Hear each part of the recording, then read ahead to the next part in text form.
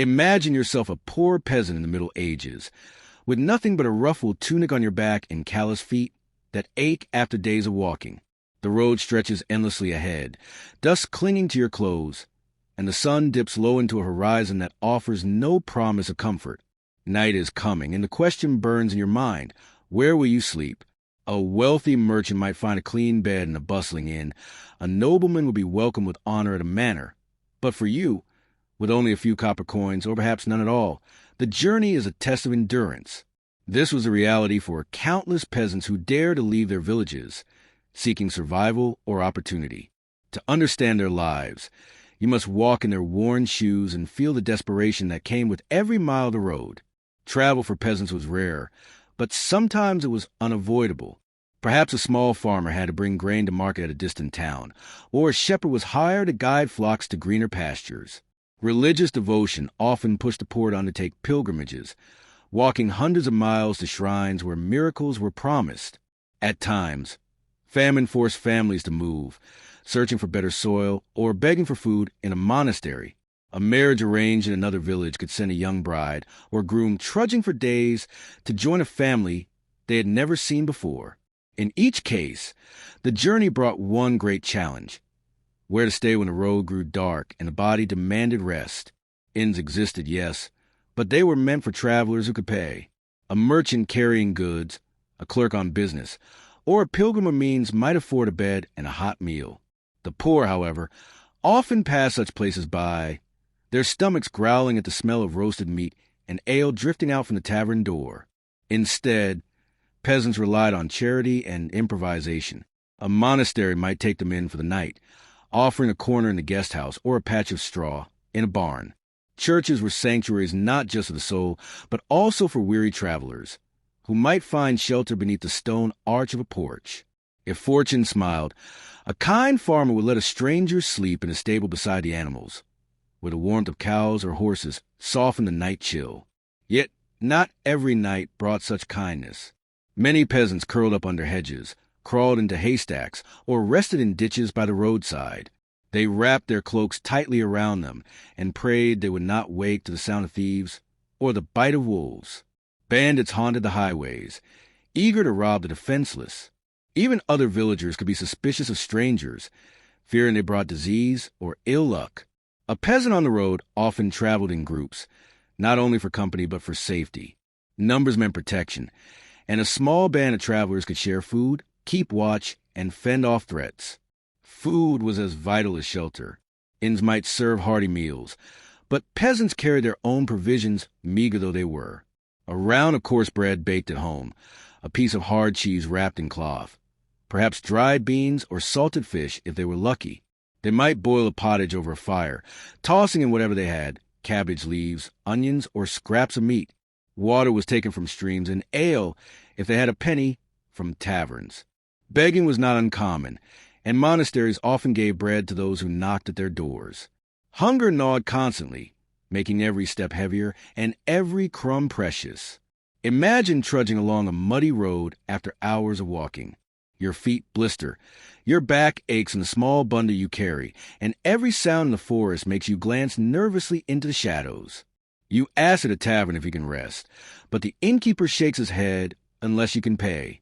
You knock on the door of a cottage, and sometimes the answer is warm, a woman pointing you toward the barn where you may lay down on straw. Other times, the door slams shut. With no choice, you spread your cloak on the ground, listening to the wind howl through the trees as you drift into uneasy sleep. This was the lot of the poor traveler, caught between survival and misfortune. The dangers were real. Highwaymen preyed on the weak, stealing what little they had. The cold of winter nights could kill, especially when snow fell and the land froze. Disease lurked on the road as well, for close quarters in hospices or barns could spread sickness. Yet still they walked, driven by duty, faith, or hunger. Pilgrimages, in particular, filled the roads with peasants trudging beside nobles and merchants alike. The destination promised spiritual reward, but along the way the poor leaned on monasteries and charity for shelter. On famous routes, small hospices arose, simple buildings where pilgrims might find a roof and a bed. These offered a rare relief from the fear of the open road. And then there were the contrasts. While peasants struggled to find a patch of straw, the wealthy flaunted their comfort. The difference was never clearer than in their clothing. For the poor, travel meant the same coarse garments they wore daily, woolen tunics, patched and repatched, colors faded to dull browns and grays. Shoes were simple leather, often worn thin until feet pressed against the ground. Cloaks served as both protection by day and blankets by night. But in the courts of Tudor England, clothing was not a shield from the elements, but a declaration of power.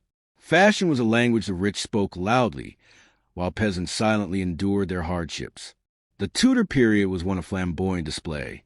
Henry VIII himself strutted in padded doublets, wide sleeves lined with fur, and gold chains that gleamed in candlelight. His clothes shouted authority, strength, and wealth. Elizabeth I took fashion to another level. Her gown stiff with whalebone, embroidered with pearls, and topped with enormous ruffs that framed her face like the petals of a flower. These garments were statements, each stitch a reminder of who ruled and who obeyed. The fabrics, velvet, silk, brocade, were imported luxuries beyond the dreams of common folk. But fashion in Tudor England was not just about showing wealth. It was about control. The sumptuary laws strictly dictated what each class could wear.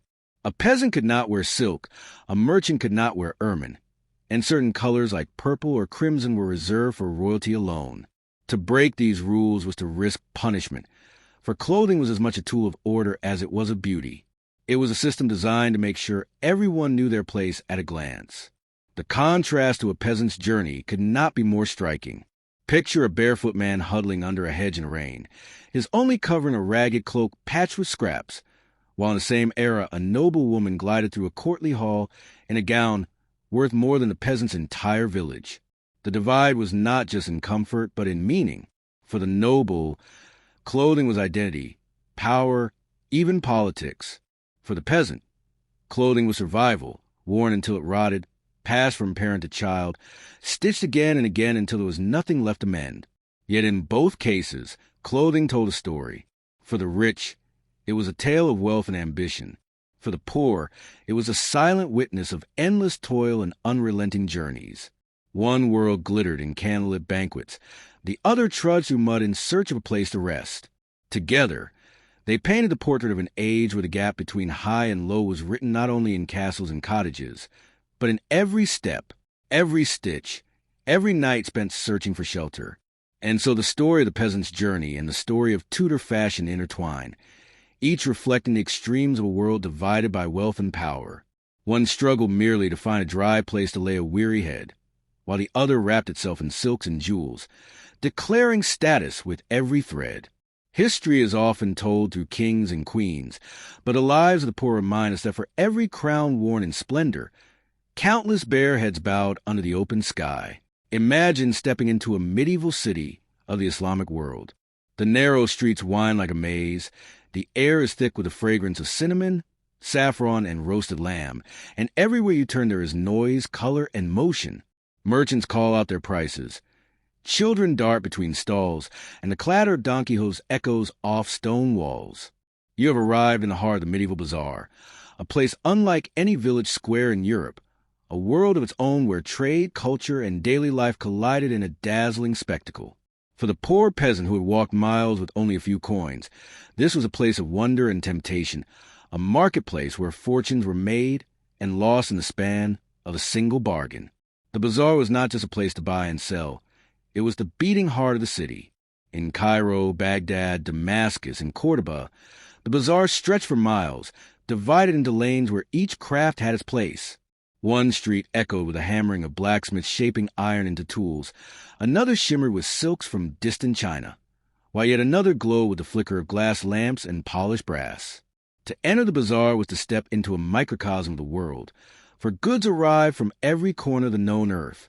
Spices from India, ivory from Africa, furs from the steppes, porcelain from China, and wool from Europe all found their way onto the crowded stalls. The senses were assaulted on every side. The smell of freshly baked bread mingled with the sharp tang of vinegar and the sweet perfume of rosewater. Perfume sellers uncorked vials of musk and ambergris, letting the scents drift through the crowd. Bakers piled golden loaves in baskets, while butchers displayed cuts of meat hanging from hooks. The shouts of merchants bargaining with customers filled the air, each voice rising above the other, determined to be heard. Bargaining was not merely expected, it was essential. To pay the first price was to admit ignorance. To haggle was a dance, a test of wit, patience, and pride. A buyer might walk away, only to be called back with a lower offer, until both sides agreed on a price that satisfied honor as much as profit. The bazaar was a crossroads, not just of trade, but of culture. Storytellers stood on corners, drawing crowds with tales of heroes, love, and magic. Musicians plucked strings, drummed rhythms, and filled the air with songs that mixed entertainment with tradition. Coffee houses became gathering places where men sipped a bitter drink and exchanged gossip about politics, war, and religion. Scholars debated philosophy beneath shaded awnings, while wandering dervishes chanted prayers. The bazaar was alive with more than commerce. It was alive with ideas, laughter, and voices from every walk of life. For the poor, entering the bazaar was both thrilling and humbling. A peasant might bring a few eggs, a hen, or a small bundle of vegetables to sell, hoping to leave with bread, oil, or a piece of cloth. The rich might sweep past in silks, examining jewels or commissioning carpets, but the poor contented themselves with haggling for lentils, onions, or dried figs. To walk through bazaar without money was still a pleasure. One could feast with the eyes on piles of saffron, shimmering fabrics, and shining metalwork even if the stomach remained empty. For children, the bazaar was a wonderland of sweets, candied fruits, and toys carved from wood. Order was maintained by the mutasib, the market inspector, whose duty was to ensure honesty and fairness. Weights and measures were checked carefully. A merchant caught cheating could be fined, shamed, or even beaten. Rotten food was removed, and prices were monitored to prevent exploitation. This strict regulation made the bazaar a trusted place for trade, where both rich and poor knew the rules were enforced. Yet corruption sometimes slipped through, and wily merchants knew how to disguise low-quality goods to trick the unwary. The architecture of the bazaar added to its atmosphere. Many stalls were covered by high arched ceilings, shading shoppers from the sun and protecting goods from dust and rain. Lanterns hung overhead, casting a warm glow at night when business did not stop but shifted into another rhythm. Courtyards allowed caravans to unload goods, and fountains provided water for washing and refreshment. The design itself reflected centuries of adaptation, growing more complex as cities expanded and trade flourished. The bazaar was also a place of danger and temptation. Pickpockets prowled among the crowds, watching for purses loosely tied to belts. A moment's distraction could mean a day's wages gone. Gambling dens and pleasure houses, sometimes hid in alleys, luring men into spending more than they could afford. For young women, the crush of the crowd could be intimidating, though some walked boldly, selling wares or running family stalls with sharp tongues and sharper eyes for profit. The bazaar was as much a mirror of human weakness as it was of human brilliance. For the poor traveler, sleeping arrangements were often tied to the bazaar as well. Many cities had caravanserais, and like structures where merchants could rest with their animals. While intended for those with goods to sell, sometimes the destitute found corners in these places, trading labor for shelter. The streets around the bazaar often held small hostels or lodgings that charged minimal fees, though even these were beyond the reach of the truly poor. Begging outside the bazaar gates was common, for the wealthy could hardly ignore the sight of the hungry when passing with bags of saffron and boats of silk. The bazaar revealed the contrast of medieval life. On one side, a narrow alley, a jeweler displayed gold and emeralds fit for a king. On the other, a poor widow haggled over a handful of lentils. Yet both lived within the same world, bound together by the marketplace. The wealth of the elite was visible, but so too was the resilience of the poor, who learned to survive by bargaining, sharing, and relying on the endless bustle around them. Unlike the silent fields and mud roads of Europe, the bazaar was a living stage where the drama of daily life played out for all to see. The most striking part of the bazaar was its diversity. Traders came from Africa, Persia, India, Byzantium, and Europe, bringing not only goods but also languages, stories, and ideas. A man from a Maghreb might sell leather, while a Persian merchant offered fine carpets, and a Venetian displayed glassware. Jews, Christians, and Muslims all took part in this exchange, their interactions creating a cultural blend that enriched every corner of the marketplace. In a time when much of Europe remained rural and isolated, the Arab Bazaar connected continents, a hub to which the world's wealth flowed. Closing your eyes, you could imagine the hum of voices, the glint of sunlight on brass, the laughter of children chasing each other through alleys, the firm voice of a seller praising the quality of his wares, the clink of coins, the smell of roasting meat, and the feel of rough cloth beneath your fingers. This was not simply a place to buy food or goods. It was a place to experience life in all its energy and unpredictability. From the peasant struggle to find shelter on the road, to the glittering silks of Tudor courts, and finally to the crowded alleys of the Arab Bazaar, history reveals itself not only through battles and kings, but through the daily lives of ordinary people. Each scene tells a different story, yet together they show the same truth, that human life,